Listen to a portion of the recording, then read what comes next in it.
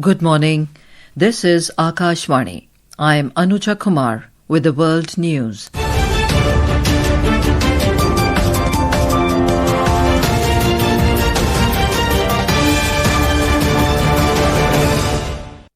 The headlines.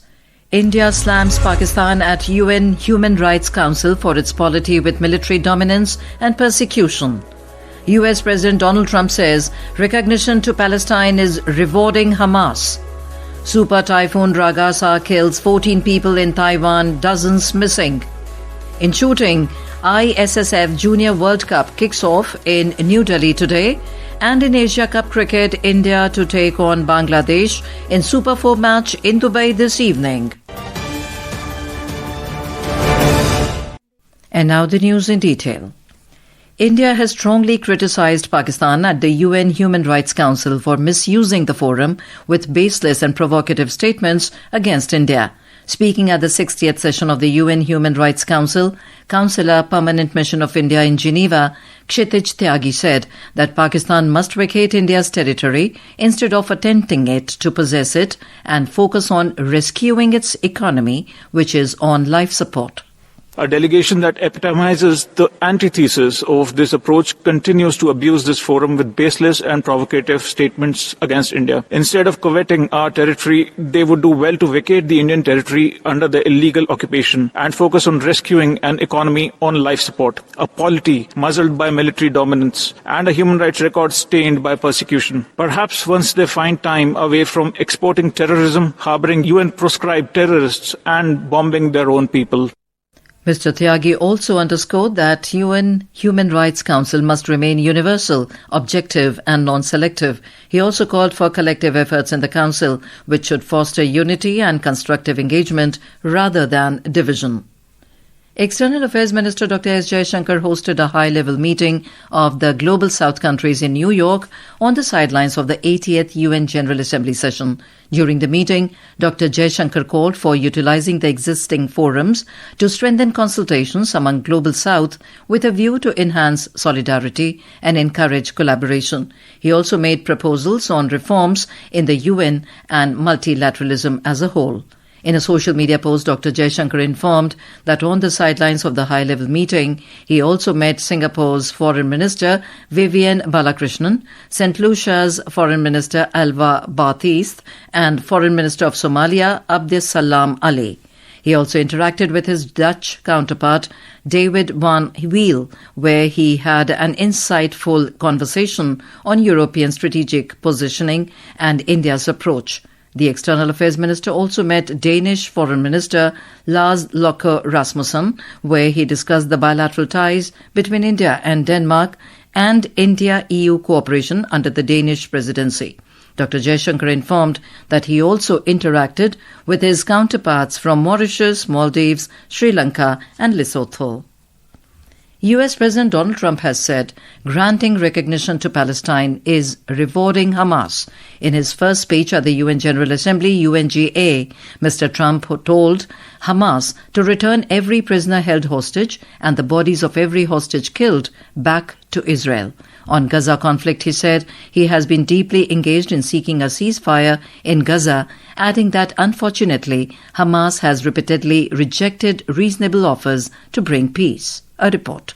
President Trump termed the recognition of the state of Palestine by a majority of the members of the United Nations as a reward to the terror group Hamas, reminding the members about the brutal October 7 attacks. 156 countries, including France and Belgium, had officially recognized the state of Palestine on Monday. He also criticized UN's relevance and urged action on global conflicts. He also accused NATO nations of funding Russia by buying its energy and urged Europe to adopt US-led sanctions. He stressed on stricter tariff on Russia if it refuses peace process. Calling Ukraine war prolonged and miscalculated, Mr. Trump said it was expected to be brief. On the warning of nuclear threats by Iran, Mr. Trump said it must never have possessed nuclear weapons, labeling it the top sponsor of terror. He questioned the UN's effectiveness, calling it full of empty words. With Sakshi's report, Kamadi Parekh from Akashvani News, Delhi. A wave of Israel's allies is announcing their recognition of the state of Palestine. On Sunday, the UK, Canada and Australia formally declared their recognition of Palestinian statehood, while France joined them on Monday. US President Donald Trump has said that Ukraine could win back all of its territory from Russia with military support from NATO and the United States. President Trump said on his social media post that Kyiv was in a position to fight and win all of Ukraine back in its original form. This shift in Trump's stance followed a bilateral meeting with the Ukrainian President Volodymyr Zelensky, who welcomed it as a significant change. This is Akashvani giving you the world news. For quick news updates round the clock, follow us on our X handle at AIR News Alerts.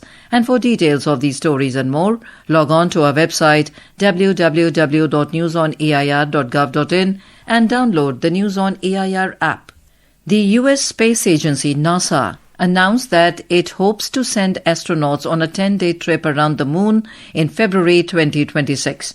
NASA had previously committed to launching no later than the end of April, but now aims to bring the mission forward. A report. It has been 50 years since any country has flown a crewed lunar mission. NASA plans to send 4 astronauts on this mission to test critical systems. Lakeisha Hawkins, NASA's acting Deputy Associate Administrator, described it as an important milestone in human space exploration. The mission is part of NASA's Artemis program, which aims to explore the moon for scientific discovery, develop new technologies, and prepare for future missions to Mars, ultimately aiming for a long-term human presence on the moon. The first Artemis mission, launched in November 2022, lasted 25 days and involved an uncrewed spacecraft traveling around the moon before safely re-entering Earth's atmosphere. That mission was overwhelmingly successful. With Javed Ali's report, Shagun Chopra for World News.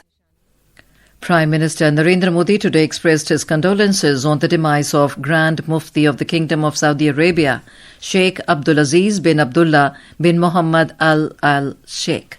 In a social media post, Mr. Modi shared thoughts and prayers with the people of Saudi Arabia in this time of grief. The royal court announced that Saudi Arabia's Grand Mufti Sheikh Abdulaziz passed away yesterday. Sheikh Abdulaziz, who also headed the Council of the Senior Scholars, the General Presidency of Scholarly Research and Ifta, and the Supreme Council of the Muslim World League, was one of the kingdom's most prominent religious leaders. Super Typhoon Ragasa killed 14 people in Taiwan, with dozens gone missing. The typhoon pounded the island with torrential rains and brought widespread damage to parts of East Asia. The outer rim of typhoon has been bearing down on Taiwan since Monday as its path moves down towards the southern Chinese coast. Meanwhile, China's National Meteorological Center said the typhoon was expected to bring winds of up to 200 km per hour, rain between 25 centimeters to 45 centimeters, and waves as high as 7 meters. Iran's Supreme Leader Ali Khamenei has warned against nuclear negotiations with the US under the current circumstances, stating that they would not serve Iran's national interests. He further cautioned that such talks could result in major losses for Iran, some of which might be irreparable. And in sports, the ISSF Junior World Cup will kick off in New Delhi from today. The next generation of shooting talent across 15 Olympic events and 2 non-Olympic events will be competing in rifle, pistol, shotgun, will be held at Dr. Karni Singh shooting range from today till the 2nd of October. In men's T20 Asia Cup, India and Bangladesh will clash in a Super 4 stage encounter at Dubai International Cricket Stadium this evening. The match will begin at 8 p.m. Today's winner will confirm the place in the final. Both teams have won their first game of the Super 4 stage. India defeated Pakistan for the second time in the tournament, whereas Bangladesh defeated Sri Lanka. And now, before we close, here are the highlights of the bulletin. India slams Pakistan at UN Human Rights Council for its polity with military dominance and persecution. US President Donald Trump says a recognition to Palestine is rewarding Hamas. Super Typhoon Ragasa kills 14 people in Taiwan, dozens missing. In shooting, ISSF Junior World Cup kicks off in New Delhi today. And in Asia Cup cricket, India to take on Bangladesh in Super 4 match in Dubai this evening. And that is the end of this news bulletin.